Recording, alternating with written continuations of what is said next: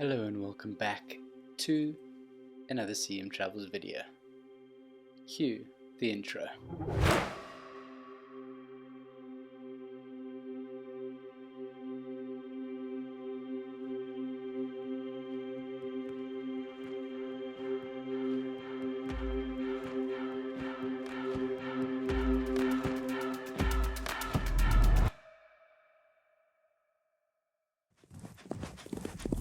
Today we're going to be talking about some very important things. Namely, what is more important? Audio quality or visual quality? It's going to be an interesting test to do today. Currently, you see me on the Z6 II. Here, you see me on the Z50. Both shooting in 4K. Both using the primes F1.8 20mm on the Z50 and the 35mm F1.8 on the Z6 II. What do you think is the best quality? Next, you are hearing me on a Rode shotgun mic picture of the microphone. Here you are hearing me from the microphone within the Nikon Z50. And now you are hearing me with the Revelator Presonus. What is more important? Audio or visual? So let's go through some prices, shall we? Right now you're seeing me on flat profile, video mode of course, 4K Z6 II with the 35mm f1.8 lens. Some fairly hectic gear. Microphone is the Rodeo Shotgun Go mic, and this whole setup together, written it down, 3,252 Swiss francs, about the same roughly in US dollars. Now that's quite a fair amount of money. So let's now move over to the Z50.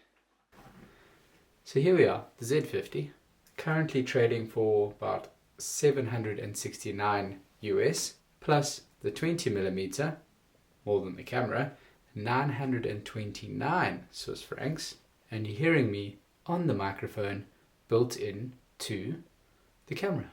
Is it as good as the shotgun? No. Is it terrible? I've certainly heard worse. But the total for this setup, 1,698 Swiss francs with no microphone. If you were to take this microphone and plug it into this camera, you'd be looking at around 1,872 francs in total for the microphone and this 20mm. But of course you could put on the 35mm f1.8 and save you about 200 bucks. Z50 is my cheapest option. The 35mm is my cheapest prime lens, plus the Rodeo mic, which is a very good microphone compared to the microphone out of the camera. But this, let's be honest, is some serious audio work and worth the money. If you put this into the group, it's a further 176 Swiss francs. But the people from Presonus, sorry to mispronounce that, have thrown in some fairly hefty audio, which comes in handy. And this allows you to actually run a full podcast, which is pretty cool, allowing this microphone to become 3 different inputs. So you can have an input from Skype or a Zoom call, plus audio from your computer, and of course the microphone itself, all coming out in one audio file copied to your computer. Basically meaning that you could take online podcasting to the next level, in theory at least. So, right now you are hearing me on the shotgun mic, filming with the Z50. I've obviously taken it slightly further back to get a better composition with the 35mm f1.8 lens. And to be honest, I love the flat profile. I think it gives it a bit of a dreamy look, and of course, using a flat profile, you can in post do a bit more editing. It's like shooting almost in RAW. So I like the profile, I like the lens, and the microphone is really of tippity top quality. I hope you found that information useful to you. It's been quite a journey getting to this point in time, and I just wanted to quickly interject here and say thank you so much to all the subscribers who subscribe to the channel. If you've enjoyed the content so far, please go ahead and hit that thumbs up, and of course subscribe to the channel. Greatly appreciated. Now let's go on to my final opinion of these lenses and the cameras and the audio quality. And right now you're seeing me on a Z6 II, filming or capturing the audio through my computer with the Revelator Presonus, which is an absolutely fantastic mic, and considering the cost and the bundled software with it, I personally highly recommend it. This is not a sponsored video by Presonus, I can tell you that. I did a bit of research, I looked into it, and for my needs, what I would like to do and move on to is begin to interview photographers, talk to them about gear, run a sort of podcast thing, and this certainly fit the bill. But it would fit the bill for so many other options as well. And having good audio quality, as I've gone through this journey, is probably the most important thing that I have found. Even with filming in general outside, I've realized that if you invest in some fantastic microphones, you are going to hugely increase the quality of your content. So in terms of visual, the Z50 stood up, I think, today to the Z6 II.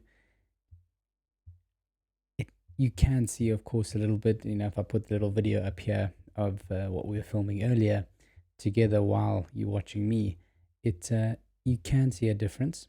I did change it over to both being flat profiles. I really like the look of this flat profile on the Z6 II. It's not for everyone. Not everyone wants to film in this sort of dreamy-ish, non-contrasty way, but I do, and I like it, and I hope that you like it. If you don't, leave a comment down below, and perhaps I'll change the profile. That would help me. Peter, I know you'll definitely leave a comment, I hope. But if you are looking to start out, don't be scared of getting the Z50. It's absolutely fantastic, and what I would even recommend above that is if you can find a second-hand Z6. Those are absolutely fantastic cameras. I did an in-depth review of the Z6 II versus the Z6 I. You can see that review up here. But the Z6 is a fantastic video camera, absolutely fantastic. And if you can get it slightly cheaper on the second-hand market, I highly recommend that you pair it with one of these prime lenses. They're absolutely fantastic. But in concluding, is video or audio better? I am firmly on the audio side. And if I had to make a decision right now and I had more money or less money, I would spend more money getting a microphone and having a slightly cheaper but a camera that can still film 4K. I think having the 4K capabilities is where the future is, and it is where the present is, and everyone is moving or beginning a gradual process of moving into that 4K realm. So if you're not on that bandwagon, jump on it now. Source a camera that can film in 4K, because the quality is unreal. And once you start with 4K, you don't look back. But of course, don't also be fooled by what you see on YouTube. This whole setup, it costs a lot of money. Plus, I haven't mentioned the lights here. I haven't mentioned the light behind me. I haven't mentioned the LED behind the computer. I haven't mentioned the new computer, which you can see I did a review of up here. But if I add in the screen, if I add in the fairly powerhouse of a computer that needs to edit the 4K footage, plus the lights, all of this stuff, it's not cheap. And these are the tools with which to create good content. I hope you've enjoyed the content today. Once again, thank you so much for joining me. I look forward to seeing you in the next one. Bye-bye.